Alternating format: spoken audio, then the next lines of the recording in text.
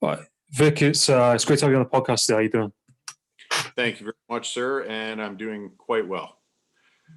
No, you're welcome. It's great to have you on, and I just kind of thought I'd start off by kind of introducing you and how you kind of got into like the work that you do. Because I saw in your profile you've been in businesses for over 20 years, and Yes. different. Manufacturing for about 24, 25 years now. Yes.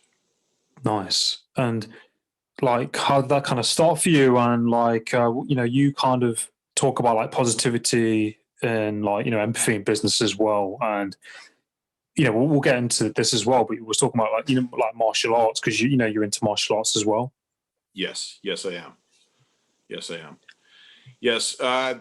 When I originally when I started in manufacturing, obviously, manufacturing jobs pay a lot more than your average job. So I had the opportunity to join a factory with nice benefits and everything. So I got in there. And I was a workhorse, and people gravitated to me. And then through the union and such, I was the highest senior person on the midnight shift. I worked 12 years of midnights, 12-hour midnights. So that was quite taxing on the body. But I seen this natural gravitation along with the martial arts. As you go up the levels, you get those followers that are looking to you to be a leader. So I found that in manufacturing, I started getting a lot of people gravitating to me. And that's when I started to really revisit the fact that I wanted to go up into management and slowly make my way up the food chain. So at that point in time, I had actually a supervisor's job, but then our factory announced that it was closing during the 2008, 2009 recession.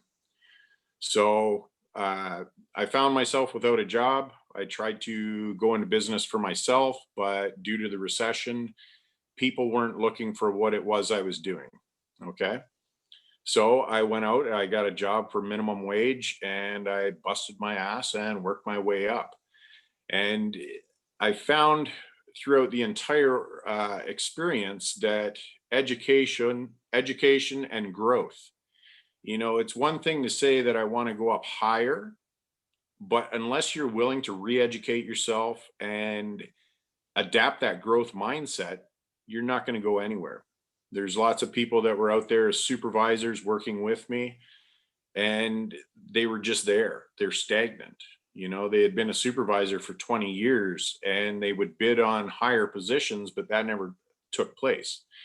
Why? Because inevitably they're in a fixed mindset. This is all I can do.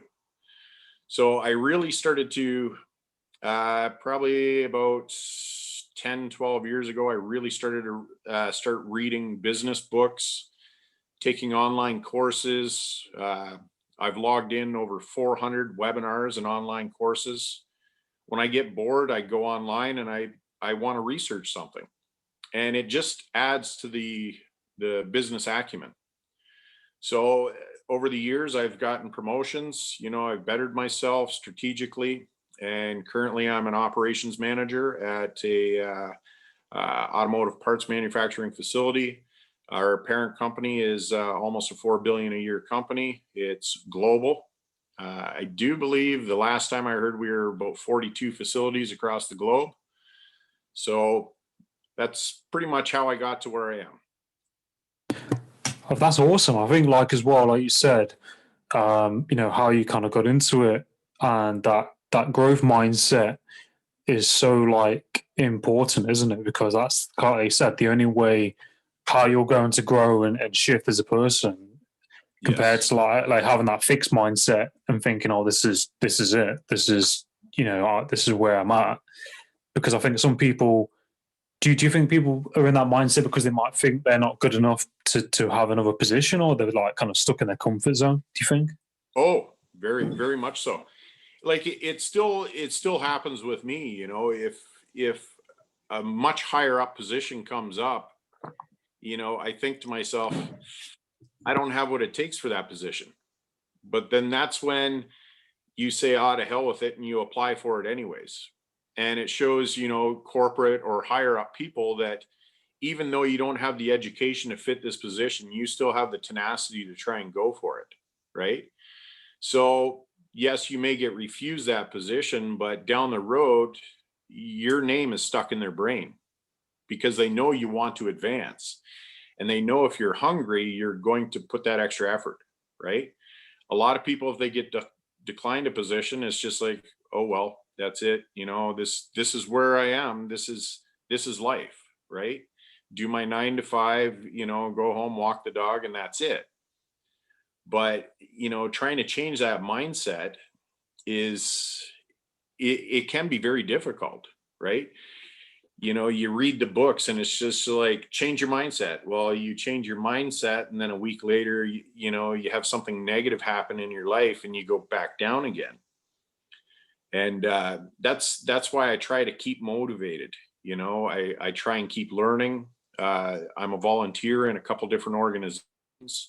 I got the martial arts on the side, and it's, it keeps me motivated. That way, if, everybody has a bad day, you have a bad day, I have a bad day. If you have a bad day and you start feeling that energy draining, you've got a little side hustle or a side project that picks you back up again and starts to keep you more and more focused, right? Yeah, I think that's definitely key and important, as you said, that momentum and that energy that can be knocked by something happening, and like you said, we can then go down a bit, and then if something else happens, then that continues. But it's important, isn't it, to recognize that and to be able to have something that can help you kind of shift or get out of that place. And I think, like, you doing martial arts and the different things that you've done, it gives you that something to motivate you and to drive you forward, isn't it? And you're learning things as well. And like you said, online courses and books and these kind of things all kind of adds on, that gives you that kind of edge, over time. And I forgot to mention as well, like, it's pretty good. I think, like that's pretty hard going, doing those 12, there's 12 years of night shifts. I mean, yes. I've never done, I've never worked a night shift, but I've worked in hospitality and done split shifts, and that was difficult enough. I mean, do you think doing that kind of work in those hours gave you a certain perspective on things, or like a resilience? It built up a lot of resilience, we used to call ourselves vampires because honestly, at the end of the day, after about 8 years of straight midnights, I was actually offered, because of my seniority, to go to days, and no, I don't want to see the sunlight. Yeah. You just got into that mindset. And when you're younger, you don't realize the adverse effects of working so many years on, for example, midnights. It really upsets your circadian rhythm. And then when you get into your 40s and 50s, it will take a toll on your body. Mm-hmm. But inevitably, the factory closed. I've been pretty much on days ever since. When I was a supervisor, I had to do some nights for a little while. But everybody complained that nights was so hard on them, and yet my body was so conditioned to working nights. It was like, yeah, I'll work nights. I don't care. Right. But we had rotating shifts. So I would do a little bit of nights and then back to days. And ever since, with the days, it's great. But my body, even after, so many years, I still find myself, I will sit up till midnight, 1 o'clock in the morning, because my body, after so many years, it still has that night shift mentality, right? But yeah, that's it. And I think, it is quite heavy on the body, isn't it, I suppose, over time. And it does kind of set you in that way, probably because you've done it for so long. And I think that's something I've experienced from working in restaurants and hotels, because you're working till, depending on your shift pattern, sometimes you might finish at 12 o'clock at night, 1 o'clock in the morning. Yeah. Or, at the latest. But, and like, even now, I still go to bed about 12 o'clock most nights. But I don't know if that's because, over time, it could be that. It could be what you mentioned. but it's you've got to have that healthy balance, haven't you? Because I think over time, if people are doing that all the time, then it could be pretty negative on their health. But with like those experiences and like working up through management, um, would you say you can see how like you've grown and how you can help and mentor other people in business? Yes, yes. It's a continuous effort. Even up till now, there's certain people, certain colleagues that I've had that I've pushed them. And excuse the expression, but I've told them straight up, I'm going to shit on you. And the reason why I'm doing that is because I want to push them to that point where they become a rock star. And like one of the rock stars, she came on, I hired her as a supervisor and an amazing human being, a huge growth mindset, very positive. Even when the factory was falling apart, she smiled. And then we ended up promoting her to a plant trainer level, pulling her into management.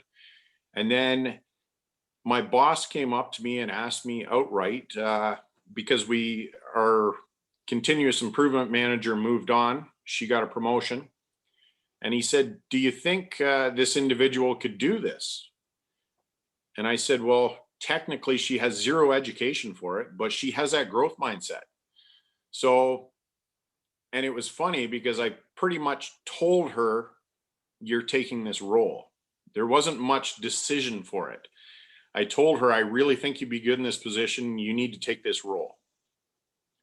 So she agreed with me. The plant manager sat her down, and then we promoted her yet again. And, it's to the point where corporate spotlight on her because she's very particular individual. And, for me, when I see that growth and know that I've helped or tried to nurture it, to me, that gives me that moment of pride, right?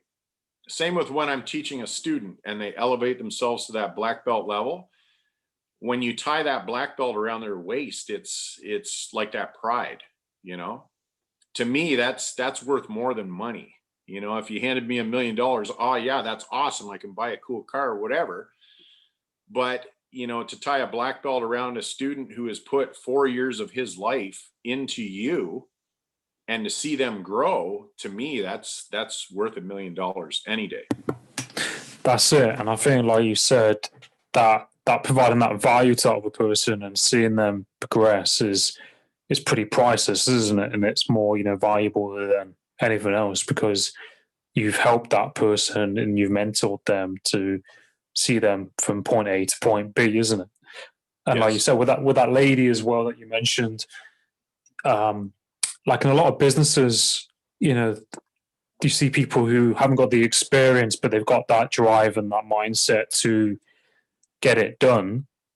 And I think, like you said, it's just, I think, businesses should give people those opportunities if they have, even if they don't have the experience, but they've got that drive, to do it. That sometimes they can probably, do you think, have better advantage than sometimes the people who've done it previously because they're just kind of going off experiences, but they've got all that drive and energy to want to learn as well. Yes, yes. It's the old adage, if you apply for a job and I have a lot of education, I come in with all kinds of pieces of paper, that's awesome. You dedicated your life to achieve those credentials. That's awesome. But then you hire the person and find out that they have the social skills of a housefly. They have zero leadership skills. So it doesn't matter how much education and how many pieces of paper you have, but do you have that team dynamics? Do you have those leadership abilities? And some people think, in the past at a previous organization, I seen a gentleman. He came in highly educated, amazing man, extremely brilliant, but just talking to the workers. I was standing right there the one day and he was just yelling at a worker And then the worker's like, well, why are you doing this? Why, questioning him. And he looked at the worker and said, well, I made a better choice in life. I got an education and you're here. And right there, I'm like, wow, that just destroyed any trust this worker had for you. Right. And you see it all the time. Like, if you go into an organization, it looks picture perfect during the interview phase. And then you get in there and you start finding the dirt here, there, and everywhere. It doesn't matter where you go. You can go to the greatest companies in the world. You're going to find some dirt once you get in there. But it's one of those things where every day when you see something like that, it builds to your experience. Because then you think in your mind with a nice growth mindset, you think, I don't ever want to treat my workers that way. So then you start becoming more conscious of what you say, and that's where the empathy starts to come in. And when I have a worker come up and approach me about something and they're spitting feathers and they're upset about something, I let them vent, and then I talk to them a bit and try and find a win-win situation. And when I talk to them, I recite what they said to me back to them so they know I listened to them. You can have managers or supervisors on the floor that somebody will come up and screaming and yelling, okay, yeah, I'll fix it, and they walk away. But it's that acknowledgement that, hey, I listened to you. You took 5 minutes of my time and I actually listened to you, and I'm going to follow up with it. And then, of course, that's another thing for building trust in the workplace, the follow-up. Actually going back out there, a day, 2 days later and saying, hey, I looked into that. This is what's going to happen. Right. And I see it all the time in many, many different organizations. There's no follow-up. 6 months later, an employee will bring up, hey, remember, so long ago, I asked you for this, this, and this. It hasn't gotten better. There was no follow-up. Right. And, it's that building the trust. And when I see individuals dress a worker down because of their education, it's like you kind of want to go over and dress them down because they don't have the experience. You got to have a bit of a even keel, experience. That's what's really going to make the magic on the floor. But that education builds that foundation, just like in martial arts. Up to a black belt level, you're building the foundation of the house. Once you get a black belt, that actually just is a certification showing that you have the tools to now learn. So then as you progress through the various levels of black belt, you're taking the advanced studies and pooling that all together to make a nice, well-rounded individual, right? Yeah, no, I totally agree with you, and I think they're really great points. And as well, what you mentioned with the workplace, that there are people out there who, like I said, are very, very educated but don't have that experience or that empathy. Not all. I'm not saying not all the people who are educated, but some people who might have those qualifications but not those those humanistic personal skills. And I think that is so key in business today and workplaces. And I've definitely seen in some places I've worked where something might be happening. You speak to the manager or the boss, and like you said, there's no follow up. And you're like, well, I'm feeling like XYZ is, XYZ going to get solved, and they're not chasing it up. And you feel like, well, am I not important? And Yes. it just shows you how important it is and to have that empathy and that patience with somebody, because that's probably that's probably why some businesses fail or have a huge turnover in staff, because you could have one good manager in that place, and that could be the difference between the people leaving or having a better day. Do you think? Yes, very much, very much. People leave organizations because of the culture at the end of the day, right? I've belonged to organizations where it was a great organization. They make lots of money. And their turnover is, medium in the industry, but it's that one manager or that one poisonous employee that's just every day you go into work with a smile, and by lunchtime, you just want to strangle everybody. And then you get to a point where, yes, this is a job. It's feeding my family. It's, giving me benefits for my kids, but, I really hate my job. And then that's when you decide to leave. And it's sad because, Gary Vaynerchuk, love that man. I worship that man. And one of his best speeches is, if you have a salesperson out there making you millions of dollars a year, but then you've got a dozen other salespeople out there that are, they're making the money, they're hitting their targets. But that person that's at the top of the pack, if he's poison and bringing everybody else down and causing poor morale, fire him, right?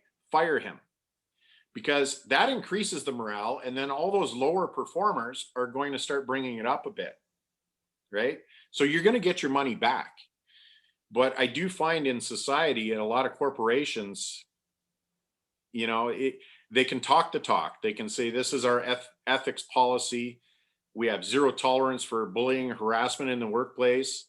But then if you actually follow up and put in a harassment complaint, it gets shuffled under the door, because the person's been working there for 25 years. Therefore, if we cut them loose, it's going to be a really big paycheck, and, that's when it gets down to dollars and cents, but at the end of the day, this person, if you had to cut them $100,000 check and fire them, that's $100,000. Okay. But you're going to make that back with morale and an increased productivity, right? That builds on the speed of trust, like Stephen Covey preaches. If the trust level is high, productivity will be high and your overall costs are going to be low. But if you lose that morale, costs are going to start shooting up. Yeah, no, I think that's a really good point as well. And that morale, is a key thing. And that's something that I experienced when I worked in this particular hotel one time. We had the manager got fired for stealing money out the till. And then we had, this is during like summer period, in the UK, like the summer period where, tourism and everything a couple of years ago. Yeah. And we had like 3 or 4 managers in the space of like 6 months. We had 5 different head chefs come and go. There were people on agency coming and going. And in hospitality, they don't really always do like DBS checks. I mean, a lot of places in hospitality do, but some places don't, because they just want the staff.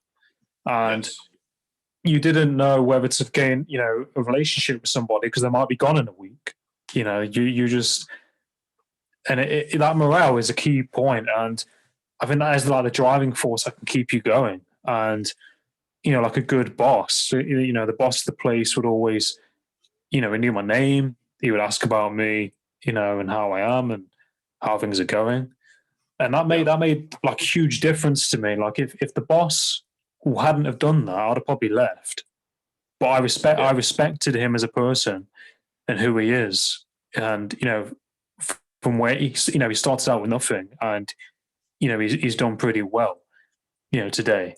And there's all of these things that kind of interplay in work, isn't it? And that's something that I've learned as well. That respect and just being acknowledged for your work and what you're doing can be massive. And that's something that I always look for if I go somewhere. If the boss isn't respecting me for my work, then I'm like, well, should I go somewhere else where I'm going to be acknowledged and respected for my time and work and things like that? Even that kind of, oh, good job today. It can go miles away. Yes, it can. I actually interviewed at a company, and it put a lot of red flags up to me. First, health and safety. When they fully admitted they had a horrible health and safety record, I had a bit of a red flag. But then the vice president asked me a question: how would I motivate my individuals? So I told him, as a servant leader, I would go out and celebrate our triumphs, if we hit target or if we got 110%, I go out and give everybody a high five, because just that moment of my time telling somebody you're awesome, that means so much to people. You know, it's just like a parent, if every single day your kid comes home with straight A's and it's like, oh, you got another A. Like, but if you're like, awesome, you got, so proud of you, that makes that child strive for a different level. But this vice president turned around and shot back at me and said, going out and showing gratitude is not the way you motivate people. You need to give them incentives. And I'm like, okay, well, you're a vice president, so tell me some of your experiences. And outright, it was stated that, if somebody does really good, we give out t-shirts.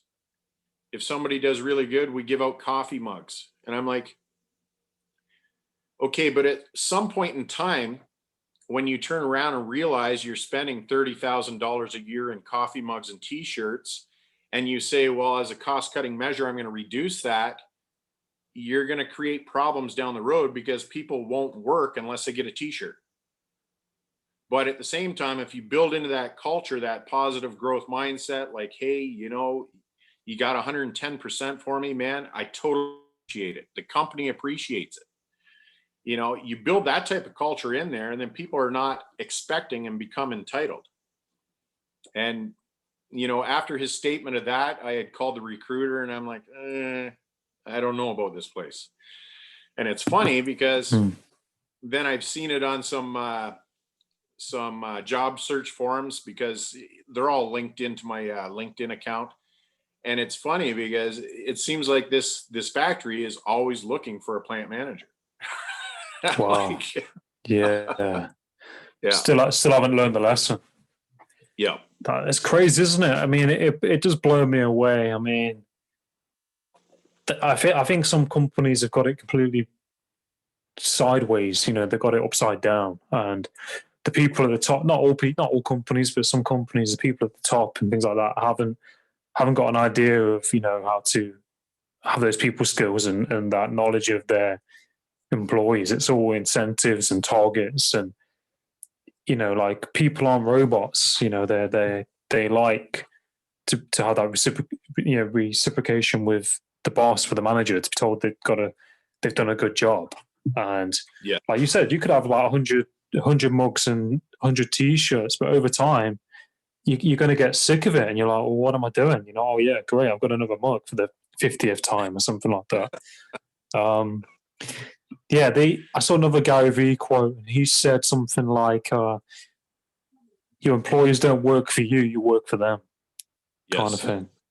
Yes. And I do see a lot of companies changing, from that kind of 80s, 70s kind of like culture. Like, a lot of companies, more empathic and understanding, I think. But there is still a lot of companies out there that aren't like that. I applied for a job the other month, and I read the the small print, and it was a call center, and it was like, no breaks after a certain time, and then when you do have a break, it's like 15 minutes. And I was like, I had more breaks than I worked in hotels. I mean, that's ridiculous. And I mean, I understand people have got to work and they might be desperate for a job, but even if I was absolutely desperate, I still couldn't do that. Yeah. There's got to be a fine line somewhere, hasn't there? Don't you think? There's got to be a fine line somewhere between that kind of that work life, that kind of balance. And do you see it changing? Do you go moving forward? Do you see the kind of company corporate culture changing? Do you? There you see a couple business journals delivered, and you always see the world-class facilities that are changing and are embracing it. But for the better part, when I do a lot of networking, and when I put like a little positivity quote on LinkedIn, somebody will actually inbox me and say, well, that's really cool, Vic, and can I pick your brain? And I've had some other operations managers, plant managers, supervisors contact me. And these are all just various facilities around my city. And just hearing some of the stuff coming out of their mouth, it's like, that some of the top businesses are being showcased, and they're showing that this style of management where, servant leadership is really reigning supreme right now. But then all the feedback you're getting from facilities, you're showing that the authoritarian style mindset is still there. You're here to work and, do your job and go home. But at the same time, you need to celebrate those triumphs. If you get new business, you have to, have a barbecue and tell your employees, because of you, we got new business, because of your hard work and efforts. You don't walk out on the floor, hey, did you hear corporate got us new business? Okay. But it's because of their hard work and efforts that you secured that new business, right? So I am finding that society is changing, but, not at the rate that obviously anybody really wants. Yeah, that's it. And I think as well, if you're happier in your job, then you're going to be, surely it's going to work dividends for the company anyway. If you've got loads of people who aren't happy in their job, they're not going to be doing as well, in their role, and the company is not going to do as good as well. It's like, working in a restaurant, which I've done before for a lot of time. If you're representing the face of that company just by how you dress, by how you talk, by how you come across. And it's so easy nowadays for people to then go, oh, don't go to that place because the staff there aren't very professional, they talk a certain way, or they're negative. And that it's that kind of reputation, isn't it? Especially with the internet and your reputation as a person, especially probably like yourself in business. Businesses, they know each other, they network, and yes, it's your reputation and the business's reputation, isn't it? Yes, very much so, very much so. And see, that's when you are engaging your workers on the floor, you're trying to build that mindset that at the end of the day, business is competitive. And for us to win more contracts, we have to have that competitive growth mindset where we're positive and we're trying to do the right thing. Because when you do that right thing and you get new business, it's called job security. It's all fine and dandy to make lots of money now, but what happens if the factory closes tomorrow? You could be out of, especially with COVID, you could be out of work for 8 months or a year.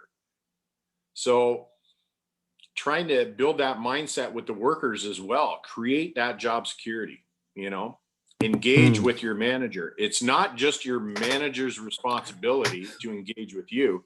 You engage back with them. And that's another thing. I see a lot of people on, or they just come up, they make a complaint and they walk away. To have that engagement, that back and forth engagement, that's where you try and program it into everybody around you. Okay, I follow up with you, you follow up with me. That way we're constantly accountable to each other. If I tell you I'm going to follow up with you, I have to be accountable. But through day-to-day business, if I forget, but you come over and you're a good worker and you say, hey, remember, you're going to follow up with me tomorrow. Yeah. So that's where we become an interdependent team, right? Just like, once again, Stephen Covey, I love that man to death. When you join, an organization, you're dependent, right? You have that learning curve. I depend on you, Adam, to teach me. Okay. Now, once you've taught me something, then I become independent. I can do my job, right? But independent is not what you want to strive for. You want to strive for that interdependence where you feed off of each other. If I take a day off sick, my employees know my expectations and what's going to go down, And that's where you want to try and build that interdependence. That way we're constantly accountable to each other. That's a really great point. And that's quite powerful, isn't it? And that's something that reminds me of when I worked in a particular hotel, like, with that boss. They had very, very high standards and, a very, very professional place. And we all knew those, we all got to know those standards. And we knew that if we wasn't doing that as a team, then they might come in one day, look around and be like, well, this isn't right. And then someone else gets told off. And then, it all kind of has a knock-on effect. And like you said, it's having that kind of authoritarian and that kind of like discipline and kind of having those standards in place, because it's like you said, that kind of all the cogs kind of clicking together, because those standards, and like you said, that interdependence. Even when the boss isn't there, you're still striving for those standards, because in other words, like, shit's going to hit the fan if you don't. If they come in. Yeah, very true. Very true. I was going to say something that's on my mind. It'll come back to me. But yeah, I think it's so key, isn't it? Oh, that was it. Do you think COVID has put a lot of strain on the kind of businesses that you're in, or like factories, like they have to take different measures now because of COVID? Like, do you think there's Yes, it's obviously factories. Well, any business period is affected with COVID along the lines of the additional PPE, the additional labor for screening, and so it's relating to a very large cost, right? And then to recoup those costs, I'm finding more and more institutions are really pushing for that world-class excellence level. And they're getting very pushy, like, where's my numbers? Where's the money? Right? And that's because at the end of the day, they're pushing like $30,000 a month in additional COVID measures, and they have to try and make that money up somewhere. Best place to make it up is productivity. So COVID has caused a lot of issues everywhere. Yeah, that's it. But I think, like, as people, it's amazing how we can adapt, isn't it? I find it fascinating how we, kind of triumph over adversity and adapt new ways of working around things. It's like supermarkets and cafes, they've all got screens and things like signs on the floor and things like that. I know that's probably different from factories, but there's definitely a heavy cost on it, isn't there? But I think, like you said, there's probably ways around making that back, if that makes sense. Do you think that's kind of where companies are at now? Yeah. The best ways, like I said, to make it back is to try and increase that productivity, right? COVID caused a lot of facilities, a lot of companies to be backlogged. Like, obviously, I'm in automotive. I supply large automotive suppliers or customers. Yeah. And, during all the COVID things, sales are down. So now they're out there doing lots of advertising, putting newer options on cars. They're trying to really push those sales and get the sales back up, right? Yeah. And that's like I said, the whole COVID thing, it's cost so many people so much money. But, we as human beings, we're versatile. Yes, you have the people that are complaining and, the people that are petitioning no more lockdowns and no more masks. And at the end of the day, just do what you need to do to protect yourself and those around you. Be responsible. If you don't want to wear a mask, just stay away from me. Right. Yeah. And, we are very versatile human beings. And to me, I think overall, we've embraced this, quite well. We know the norm now. Yeah. Yes, people are tired of it, but at the end of the day, until our governments say this is it, just ride it out. Yeah, that's it. I was watching a film yesterday, and it was before COVID happened, and I was like, "Gosh, it doesn't seem normal. What used to be normal, if that makes sense." I was like, but yeah, no, I totally agree with you as well. And I'm just thinking, do you have any favorite books at all that you like to read? Yeah, I've got quite a few. Heather Monahan, Confidence Creator. Simon Sinek, I have all his books. I've got Gary Vaynerchuk's books. Tony Robbins, Mark Manson. One of my favorite books from him is The Subtle Art of Not Giving a Fuck. It's great, Yeah. great individual. The Stephen Covey line, The Speed of Trust. That's a really, really. I think actually read that book. It really puts into perspective how when you build that trust in your team and your organization, how dynamic you can really be. Because let's face it, you walk into an office, you're going to find there's only a certain amount of trust, right? And I've walked into and I've helped a lot of people through my volunteering, and I've helped people try and identify that you don't have good team dynamics. This is my red flag. When I walk in, this individual,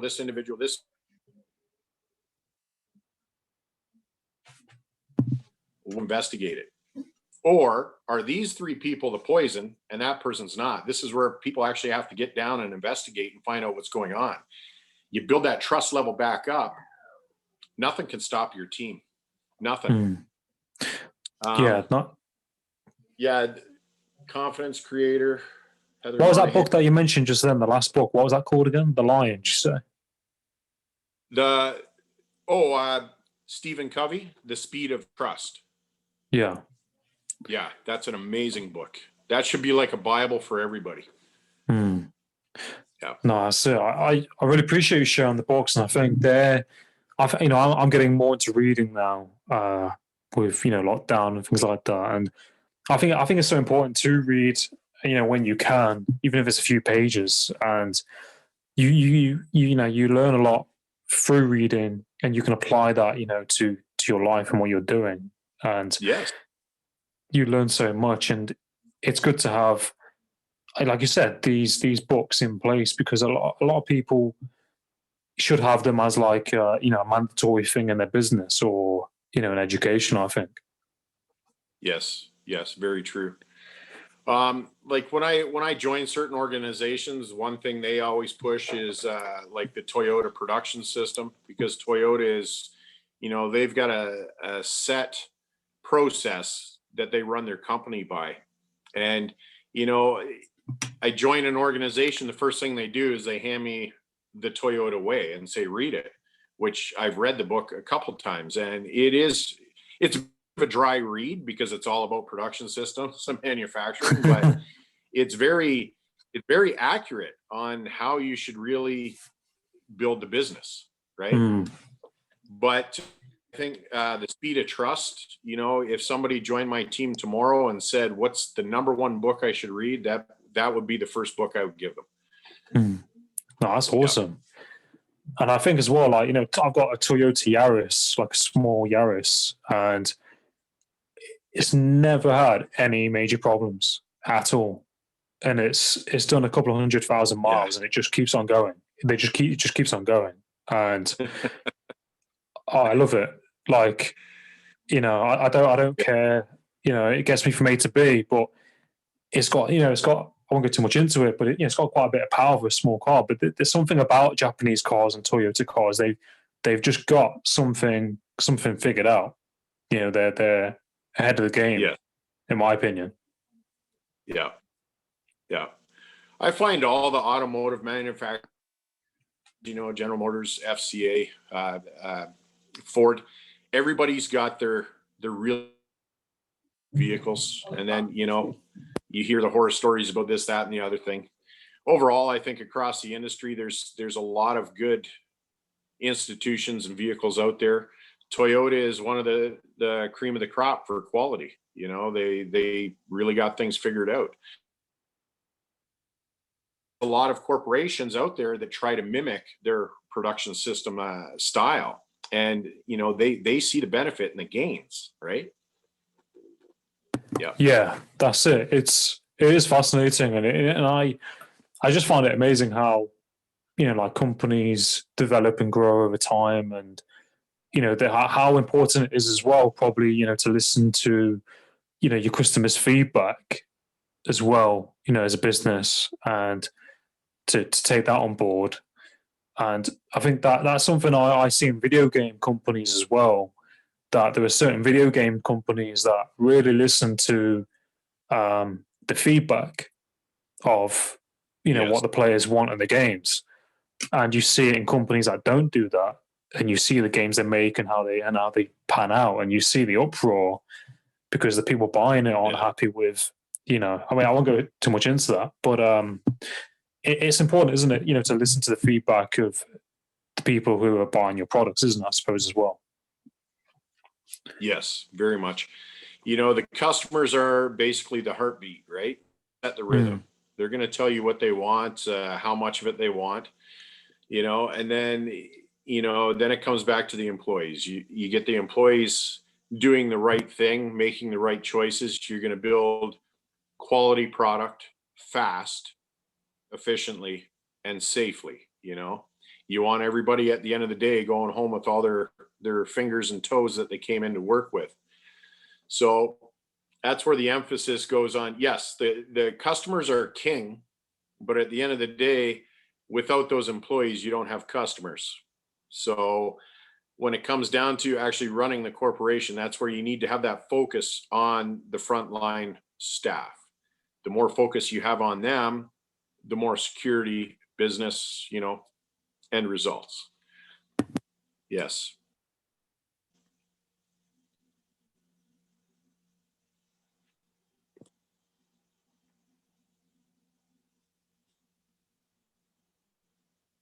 Oh, sorry, I had it on mute.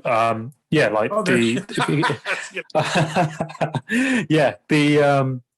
it keeps those cogs moving forward, doesn't it? And the brand, the brand and that relationship going as well. And I think as well, like, do you have any like role models or any like mentors that you like look up to, or looked up to kind of growing up in like business or friends or family? Or a lot of my role models are in the martial arts world. Kaicho Alan Amore from the United Ryukyu Kempo Alliance. He's trained me for quite a few years. When I started educating myself and taking some university level courses, I stepped back from the martial arts world a little bit. So it's been a while since I've seen Kaicho. We still keep in touch, but he's given me a lot of really good, solid advice about life. Peter Carbone from the Weapons Connection Society, just outside of Detroit, another extremely brilliant man, brilliant leader. Through his martial arts and his everyday life, just showing that, this is where you want to be. You want to set a legacy. You want that wealth, not in your pocketbook, but around you. Right. And obviously, some of the top people in the world, a lot of us look up to them, like Gary Vaynerchuk, Simon Sinek, looking to them for their advice and listening to what they have to say. It really, you put everything together, all your experiences together, it makes you mature. And that's one of the things that, for example, my daughter, she's always looking for books to read. And I'm pushing books on business and self-development on her. She's looking for like a teen novel, a teen romance novel. But I gave her Kristen Hadid's Permission to Screw Up. And Kristen Hadid started a maid service when she was in university, and she's built it up to quite the little empire. And now she's become an accomplished author and speaker. Simon Sinek talks about her a lot. So I gave my daughter that book. If in society, instead of feeding your children video games and fantasy books, give them something that they can actually use sometimes and help them start figuring life out a bit earlier, right? But yeah, those are my mainstay of my role models. Yeah. No, that's awesome. And I think, it's important to have role models and, mentors in life, isn't it? And as well, like to, if you've got children, to, give them these books where they can develop and grow and use that content, to apply to their life, in the future, isn't it? It's so important, especially at a young age as well. Kids are almost, I don't know how old your daughter is, but they're almost like sponges, aren't they? Just kind of soaking up, yeah, Yes. soaking up, the world. So I think it's definitely important. See, that's the thing. For example, when you talk about soaking stuff up, you can give anybody a sponge and you think, if I give you a sponge, you can soak up knowledge, but you also have to realize that sponge, it can soak up clean water or it can soak up muddy water. So at the end of the day, what do you want to be squeezing out of that sponge? Do you want mud coming out, or do you want fresh, clean water, right? And that's the, as soon as you said that word soaking, it just goes to my mind, a sponge. A sponge can work both ways. People sometimes say a sponge is, you're like a sponge, you soak stuff up.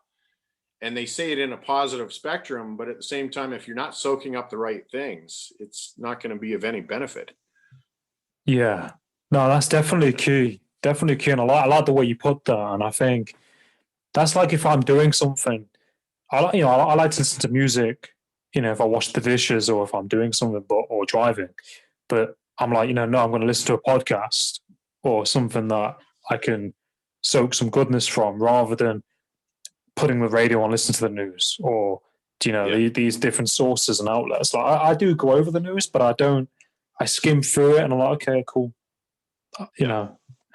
That's taken me a long time to be able to do that. But you have to, like you said, be wary of what you soak up. And if you soak up the good things, then you can, it's going to make your life better, isn't it?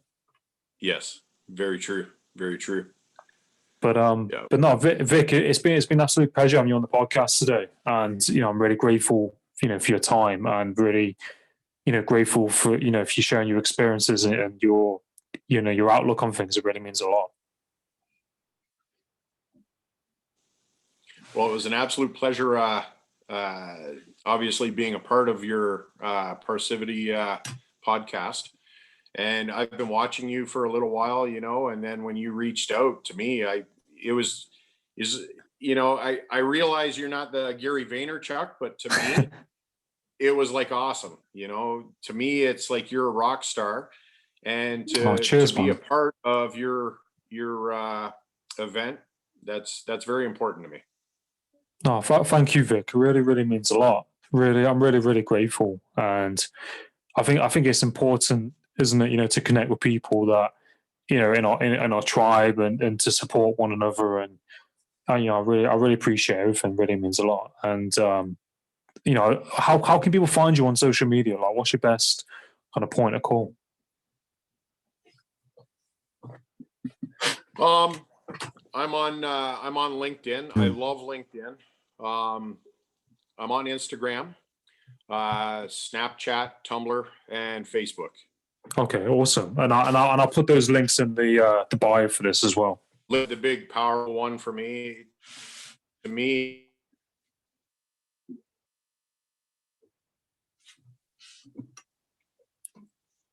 Sorry, I broke up then. What'd you say? The power.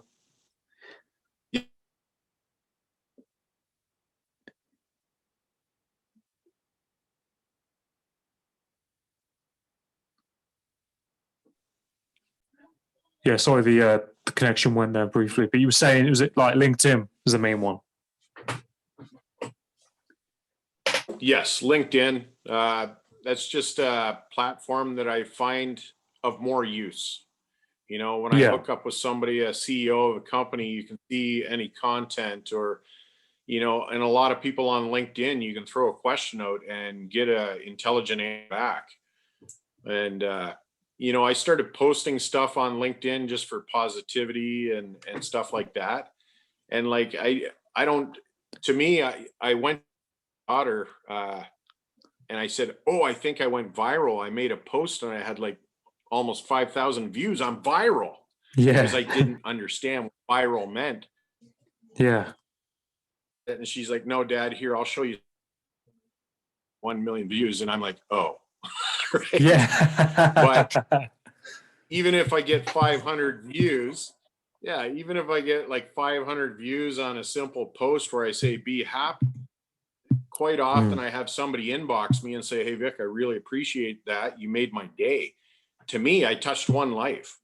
Yeah. I don't care about 21 million people reading my views. I care about the one person that texted me and said, hey, thank you. Right. And that's why I really like LinkedIn. Yeah, no, that's really same here, and I think that's really important as well, isn't it? It's just impacting that one person. I don't post things for numbers or anything like that. Like if as long as you impact somebody, you're still one person, isn't it? Yes, that's it. Yes, No, it's very awesome. true. But no, Vic, I really appreciate you being on, and I'll share your links in the bio when this gets out, and then I wish you all the best in what you're doing and your work, and I look forward to doing this again sometime. Awesome. Thank you so much, Adam. No, you're welcome. You're welcome. All the best.